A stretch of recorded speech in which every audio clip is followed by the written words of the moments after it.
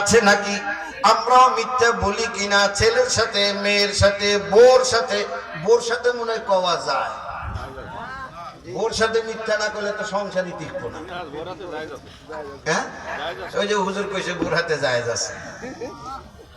কথায় কথায় মিথ্যা বলা, কথায় কথায়।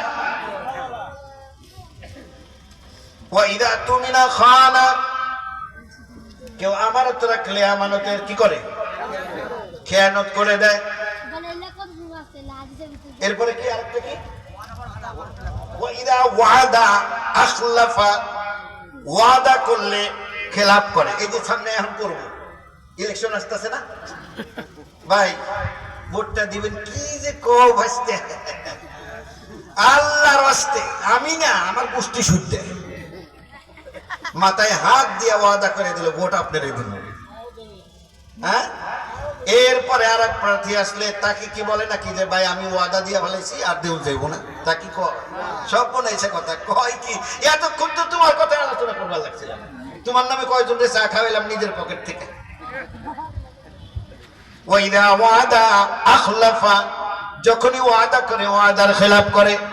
ওয়াইদা তুমিনা খানা, আর তার উপরে আমানত রাখলে আমানতের খেয়ানত করে। আর একটা হাদিসে আছে আয়াতুল মুনাফিকি আরবাআ, মুনাফিকের চিহ্ন চারটি। চারটি আর এক হাদিসে আছে, ওখানে এই তিনটা তো আছেই।